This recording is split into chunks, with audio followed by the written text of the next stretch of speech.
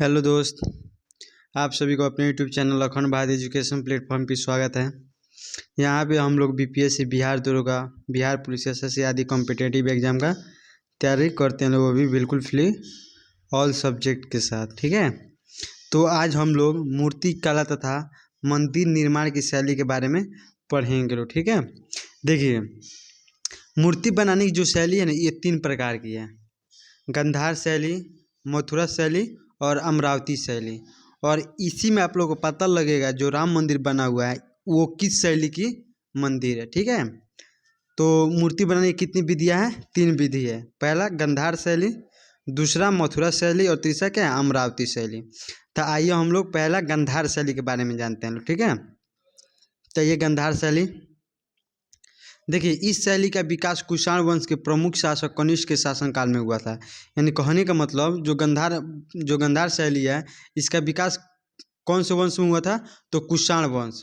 और कौन से शासक के समय? तो कनिष्क शासक, जो कनिष्क राजा था उसके समय हुआ था। ठीक है, सबसे पहले इस शैली में मूर्ति मिट्टी, चूना और प्लास्टर को मिलाकर बनाई जाती थी। कहने का मतलब कि गंधार शैली में जो मूर्ति बनाई जाती थी, मिट्टी, चूना और प्लास्टर को क्या किया था? मिलाकर वो मूर्ति को बनाया जाता था। लेकिन इस प्रकार की मूर्ति बहुत कमज़ोर होती थी, इसलिए बाद में ये काले और भूरे रंग के पत्थर से बनाए जाने लगी। कहने का मतलब कि गंधार शैली में जो मूर्ति बनाई जाती थी, मिट्टी, चूना और प्लास्टर को मिलाकर, वो काफ़ी कमज़ोर होती थी। ठीक है, जैसे आप लोग देखे होंगे कि सरस्वती पूजा में जो प्लास्टर ऑफ पेरिस का मूर्ति बनता है, सेम वैसा ही मूर्ति किस में बनाया जाता था? गंधार शैली में। लेकिन वो मूर्ति क्या होती है? वाकई में कमज़ोर होती है। तो कुछ समय बाद जब वो देखा गया कि मूर्ति कमज़ोर हो रही है, तो उसी मूर्ति को क्या किया गया था? काले और भूरे रंग के पत्थर आते हैं। ठीक है, उसी काले और भूरे रंग के पत्थर से मूर्ति बनाए जाने लगी गंधार शैली में। देखिए, ये मूर्तियाँ मुख्य रूप से पश्चिमोत्तर भारत में बनाई जाती थी। ये मूर्ति कहाँ बनाई जाती थी? तो पश्चिमोत्तर भारत में बनाई जाती थी, जिसका प्रमुख केंद्र कहाँ था? तक्षशिला था। ठीक है, इस शैली की 95% मूर्तियाँ महात्मा बुद्ध की बनी होती थी। और गंधार शैली में 95% मूर्ति किसकी बनी होती थी? महात्मा बुद्ध की बनी होती थी। जैसे क्वेश्चन आ जाएगा कि महात्मा बुद्ध की मूर्ति कौन सी शैली की है, तो आप लोग आँख मूंद के मार दीजिएगा लो, गंधार शैली। ठीक है, आप समझ ही रहे हैं कि 95% उस क्या 95% महात्मा बुद्ध की मूर्ति कौन से थी शैली में बनी थी? गंधार शैली में बनती है क्या? देखिए, इस शैली में महात्मा बुद्ध के बड़े बड़े घुंघराले बाल दिखाए गए हैं। किस शैली में? तो गंधार शैली में। इस शैली में महात्मा बुद्ध के बड़े बड़े घुंघराले बाल को दिखाया गया। आप लोग फोटो देखे होंगे लोग, तो उसमें आप लोग को दिखा होगा। इस शैली में महात्मा बुद्ध को बहुत बलशाली, बलिष्ठ शरीर यानी गठीला शरीर वाला, योग्य करते हुए ध्यान की मुद्रा में और युवा अवस्था में दिखाया गया। देखिए, गंधार शैली की जो कहने का मतलब, जो गंधार शैली की जो फोटोज होती है, यानी मूर्ति होती है, क्या वो बलशाली होती है, युवा अवस्था में होती है, और वो मूर्ति ध्यान की मुद्रा में होती है। ठीक है, किसमें? ध्यान की मुद्रा में और योग करते हुए होती है। ठीक है, तो ऐसा अगर आप लोग को पिक्चर मिल जाए, फोटो मिल जाए या मूर्ति मिल जाए, तो आप लोग समझ जाएगा कि ये किस शैली की है। तो वो किस शैली की होगी? तो गंधार शैली की। ठीक है, देखिए, इसमें महात्मा बुद्ध के पीछे होलो मंडल या प्रभा मंडल शेप दिखाया गया है। कपड़ों को दोनों ओर से लपेट कर पूरा शरीर ढका हुआ है। कहने का मतलब गंधार शैली में देखिए आप लोग होलो मंडल, सॉरी यार, होलो मंडल, इधर आ भाई, होलो मंडल और प्रभा मंडल क्या है, ये दोनों शब्द आप लोग समझिए लो। देखिए, जैसे आप लोग सरस्वती पूजा होता है, देखते हैं पीछे एक चक्र लगाया जाता है। ठीक है, तो महात्मा बुद्ध के पीछे भी क्या किया था? एक होलो मंडल यानी एक चक्र लगाया गया था, उसी को होलो मंडल कहते हैं। तो महात्मा बुद्ध के पीछे जब आपको चक्र लगाया हुआ कोई मिल जाए, ठीक है, यानी होलो मंडल वाला मिल जाए, और उनका पूरा शरीर कपड़ा से ढका हुआ मिल जाए, तो वो किस शैली की मूर्ति होगी? तो वो गंधार शैली की मूर्ति होगी। आशा करता हूँ कि आप लोगों को समझ में आ गया होगा। अब हम लोग चलते हैं लोग आगे की ओर। आ जाए इधर। देखिए, इस शैली का उल्लेख वैदिक एवं सांस्कृतिक साहित्य में है। यह काला यूनान से प्रभावित है, इसलिए इसे ग्रीको इंडियन काला भी कहा जाता है। यानी कहने का मतलब जो गंधार शैली को ग्रीको इंडियन काला भी के नाम से भी जाना जाता है। इस काल में मूर्ति बैठी, खड़ी, आंख बंद, योग और ध्यान मुद्रा में बनाई गई है। कहने का मतलब गंधार शैली की जितने भी मूर्ति बनाई गई है, बैठी, खड़ी यानी खड़ा या बैठा, आंख बंद होना चाहिए और योग करते समय, जैसे हम लोग योग करते हैं ना, तो वैसा ही योग करते समय और ध्यान मुद्रा में वो मूर्ति बनाई गई है। किस शैली में? तो गांधार शैली में। यह शैली अपोलो देवता से प्रभावित है।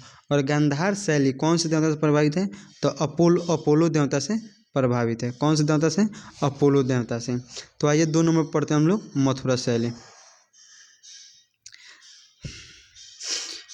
देखिए मथुरा से थोड़ा ये, एक सेकंड रुक जाइए आप लोग।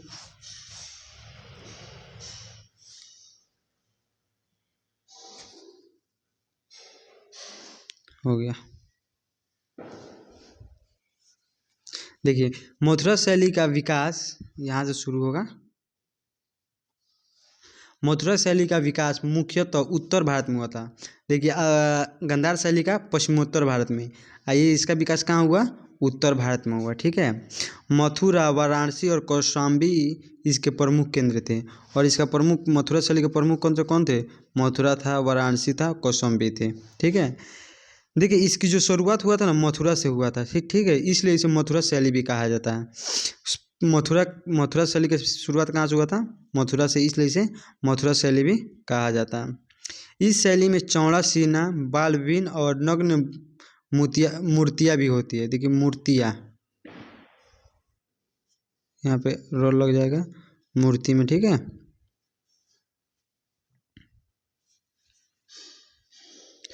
कहने का मतलब इस शैली में, यानी आप लोग मथुरा शैली में जो मूर्तियाँ होती थी ना, बाल विहीन और नग्न मूर्ति भी होती थी। यानी छोटे छोटे मूर्ति होती थी। एक मूर्ति में छोटे छोटे मूर्ति लगाया जाता है ना।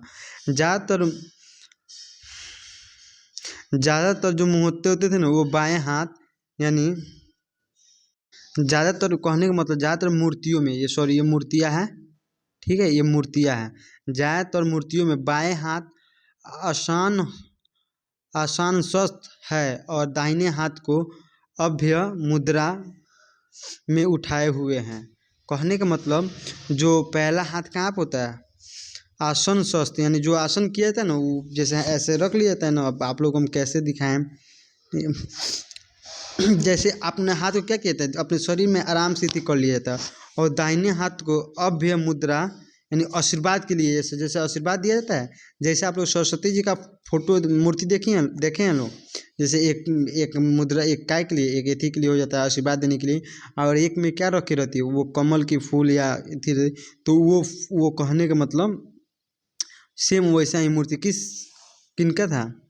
तो मथुरा शैली का था। और कपड़े बाएं कंधे पर पड़े हुए हैं। और कपड़े किस कंधे पर पड़े हुए हैं? तो बाएं कंधे पर पड़े हुए हैं। ठीक है। देखिए इस शैली में 3 धर्म की मूर्तियाँ मिलेगी। किस शैली में? मथुरा शैली में 3 धर्म की मूर्तियाँ मिलेगी। पहला बौद्ध, दूसरा जैन और हिंदू। ये तीनों धर्म की मूर्ति कौन सी शैली में है? तो मथुरा शैली में। यह शैली पूर्णतः भारतीय शैली थी। जो मथुरा शैली थी पूर्णतः कौन सी शैली थी? भारतीय शैली थी। इसमें लाल रंग के पत्थर का प्रयोग किया था। और इसमें मूर्ति बनाने के लिए कौन से पत्थर का प्रयोग किया था? तो लाल रंग के पत्थर का प्रयोग किया जाता है। अब हम लोग पढ़ेंगे अमरावती शैली। चलो शादी कर लेते हैं। देखिए अमरावती शैली ये कहने का मतलब ये, ठीक है, आप थोड़ा सा मिस्टेक हो गया। ये मिस्टेक नहीं हुआ, आगे कहती यहाँ टाइप हो गया। ओ सॉरी, यहाँ पे आप लोग को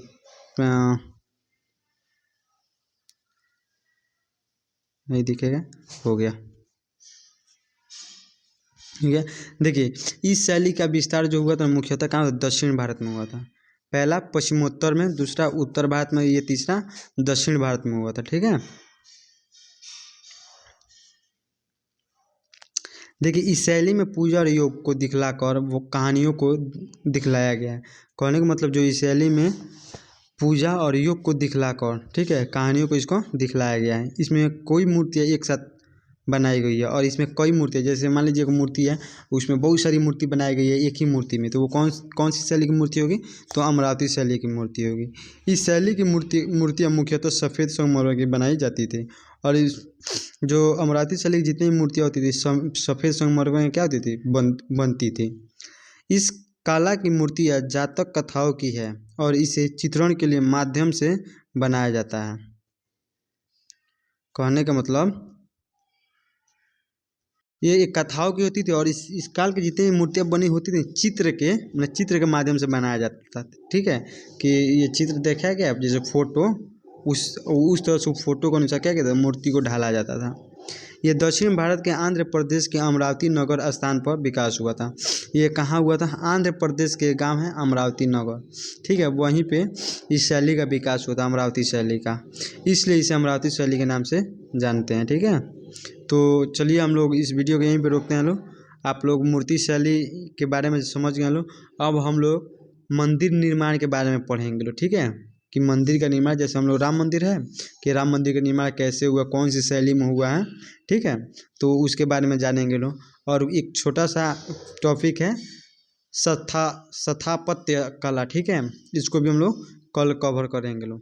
तो चलिए मिलते हैं लोग फिर हम लोग कल नेक्स्ट वीडियो में। तो आप लोग इस वीडियो को लाइक सब्सक्राइब और शेयर करते रहिए। Thank you very much. Like और कमेंट करते रहिए और कोई भी दिक्कत हो तो आप हमसे कमेंट करके पूछ सकते हैं।